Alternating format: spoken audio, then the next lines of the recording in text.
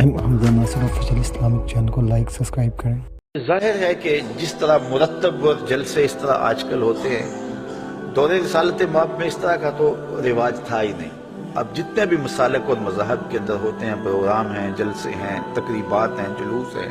تو اس طرح کا سٹائل اس دور میں تو یقیناً تھا نہیں۔ مرور زمانہ کے ساتھ جو یہ چیزیں آ گئی، لیکن روح اگر وہی ہے تو اختلاف نہیں ہے۔ باقی اس عنوان سے بیٹھے ہوں، بات کی ہو، تو یہ صحیح احادیث سے ثابت ہے۔ حضرت امیر معاویہ رضی اللہ تعالیٰ عنہ کی مرویات سے ہے کہ حضور علیہ السلام مسجد نبوی میں تشریف لائے تو صحابہ بیٹھے ہوئے تھے، تو بیٹھ کر کے وہ ان کا باہمی کسی عنوان سے گفتگو کا، جلسے کا سٹائل تھا، بلکہ حدیث کے لفظ ہیں کہ حضور آئے تو فرمایا ما اجلسکم، تم کیوں بیٹھے ہوئے ہو، تمہارے اس جلوس کا، بیٹھنے کا، جلسے کا کیا مقصد ہے؟ تو صحابہ نے جو جواب دیا وہ سننے کے قابل ہے۔ انہوں نے کہا جلسنا نذکر اللہ و نحمدہ علی ما ہدانا للاسلام و من علینا بک، حضور ہمارے بیٹھنے کا مقصد یہ ہے کہ ہم اللہ کی حمد بول رہے ہیں، اس کی ثنا کر رہے ہیں، اس کا شکریہ ادا کر رہے ہیں اس بات پر کہ اس نے ہمیں ہدایت اسلام دی اور آپ کی صورت میں ہمارے اوپر کرم فرمایا، وَمَنَّ عَلَيْنَا بِكَ، آپ کی صورت میں ہمارے اوپر کرم کیا۔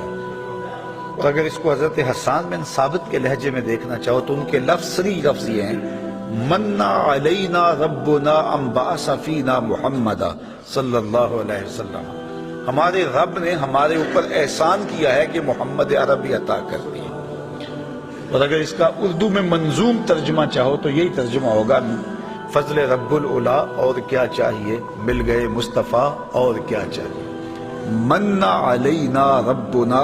ام بعث فینا محمد، تو انہوں نے کہا کہ ہم اس پر اللہ کا شکریہ ادا کر رہے ہیں کہ اللہ نے آپ کی صورت میں ہمارے اوپر احسان کیا ہے۔ جب صحابہ نے یہ بات کہی تو حضور مسکرا کے گزر جاتے، کہتے کہ اچھا کام ہے، اور اگر اچھا نہیں تھا تو روک دیتے، لیکن حضور فرمایا کیا صحابہ تم اس بات پہ قسم اٹھا سکتے ہو کہ اسی لیے بیٹھے ہو؟ تو صحابہ کو حیرت تو ہوئی ہوگی کہ اس بات پر قسم لینے کا کیا مقصد ہے، لیکن حضور نے کہا تو انہوں نے برجستہ عرض کی حضور ہم اللہ کی قسم اٹھا کے کہتے ہیں اسی لیے بیٹھے ہو۔ حضور نے باقاعدہ حدیث میں آتا ہے، مسلم کی روایت ہے، سنن نسائی میں ہے، باقی کتب حدیث میں ہے، حضور علیہ السلام نے ان سے قسم مانگی، مجھے قسم دو کہ تم اسی لیے بیٹھے ہوئے ہو۔ تو صحابہ نے عرض کی حضور ہم اللہ کی قسم اٹھا کے کہتے ہیں ہم اسی لیے بیٹھے ہیں۔ تو حضور نے قسم مانگی ان سے، اور انہوں نے سب نے باقاعدہ قسم دی، ہم اللہ کی قسم اٹھاتے ہیں، ہم اسی لیے بیٹھے ہیں کہ آپ کی صورت میں اللہ نے جو ہمارے اوپر انعام کیا ہے اس پر اللہ کا شکر ادا کر رہے ہیں۔ تو جب صحابہ سے باقاعدہ حضور نے قسم لے لی اور انہوں نے قسم دے دی تو حضور علیہ السلام نے فرمایا صحابہ میں تم سے جو قسم لی ہے وہ کسی تہمت کی بنیاد پر نہیں لی،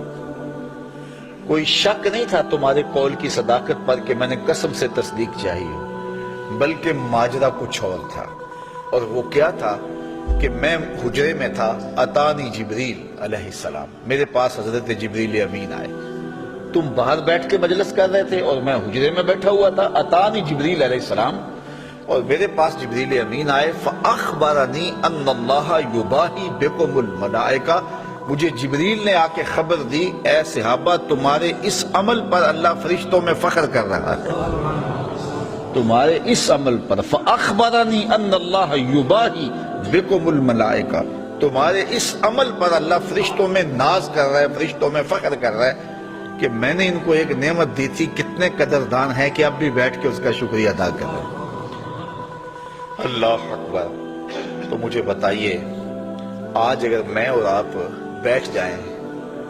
اور جمع ہو جائیں، چلو بیٹھنے کی جگہ پر چراغاں بھی کر لیں، نیچے اچھی چٹائیاں بھی بچھا لیں،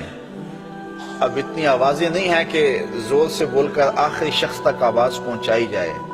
چلو سہولت کے لیے لاؤڈ سپیکر بھی لگا لیں، کوئی دور و نزدیک سے لوگ آئے ہیں ان کے لیے کوئی کھانے کا، شیرینی کا انتظام بھی کر لیں، تو اس میں کیا قباحت ہوگی؟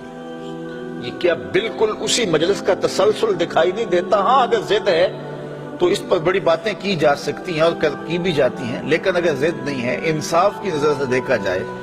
تو اگر اسی عنوان سے میں بیٹھ جاؤں اور آپ بیٹھ جائیں اور ہم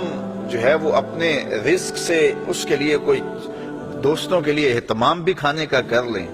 اور حضور علیہ السلام کی سیرت کو عنوان چھیڑ لیں، فضائل و مناقب کی باتیں کر لیں، تو اس میں کوئی قباحت نہیں ہوگی۔ ایم حمزہ ناصر آفیشیل اسلامک چینل کو لائک سبسکرائب کریں۔